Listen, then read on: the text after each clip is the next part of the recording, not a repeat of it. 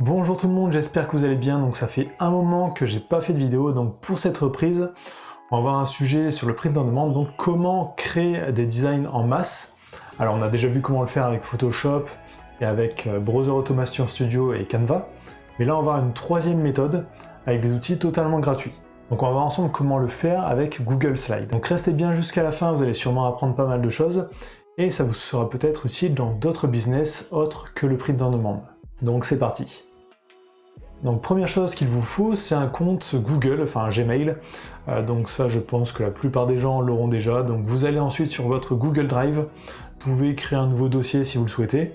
Et dans ce dossier, on va créer un fichier Google Sheet où on va mettre une liste de mots.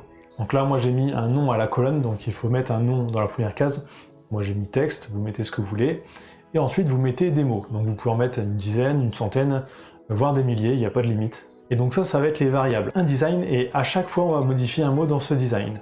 Et là, ce mot modifié sera ici à chaque fois. Donc vous pouvez déjà préparer un fichier avec votre liste de mots ici. Ensuite, on va créer autre chose, on va créer un Google Slide. Donc c'est sur ça que l'on va faire notre design. Donc là déjà le format ne nous convient pas, donc on va aller sur Fichier, on va faire configuration de la page, on va mettre personnaliser, et là on peut mettre les dimensions que l'on souhaite. Donc là par exemple je vais mettre 4000 par 4500.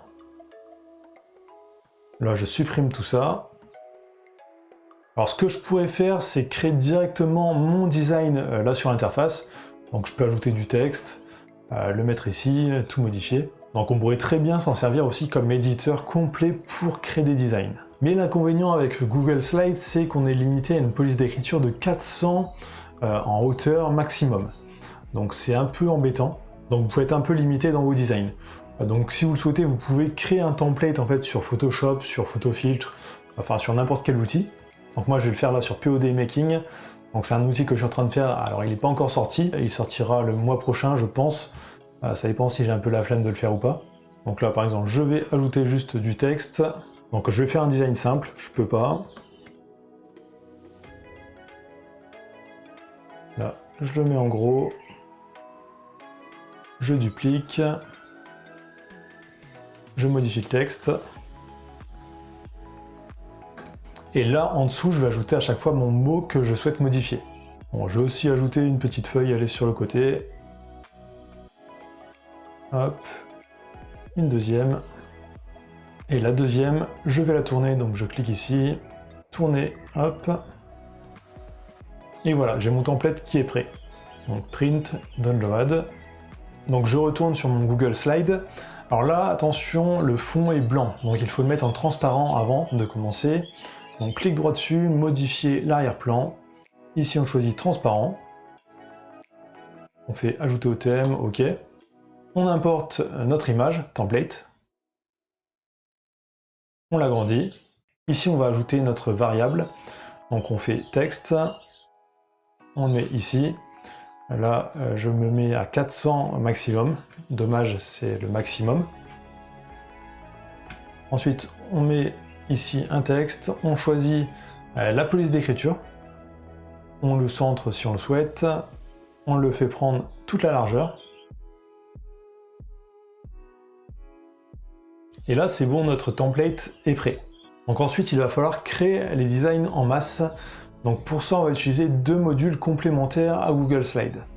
Donc on tape ici sur module complémentaire, il va falloir télécharger Portant Data Merge et Slide Toolbox. Donc si vous ne les avez pas, vous cliquez sur télécharger, vous tapez les deux noms que je vous ai fait voir juste avant ici, et vous les installez. Donc c'est deux modules totalement gratuits. Donc ensuite on va sur Portant Data Merge, on fait Start.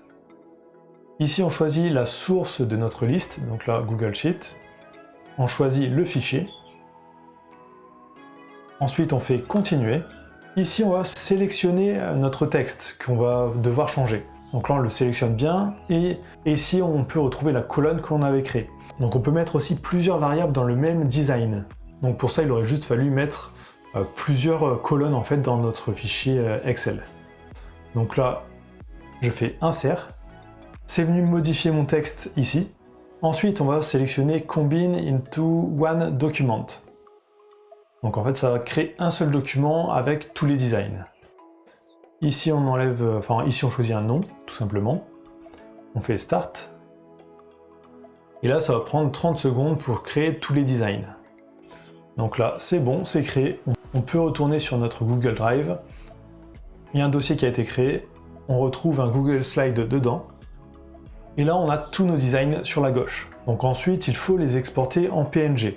Donc pour ça, on a le deuxième module. Donc on retourne sur module complémentaire. On va sur Slide Toolbox. On fait Open. On fait Export. Ici, vous décochez la case Save File to My Drive. Et ici, vous sélectionnez PNG.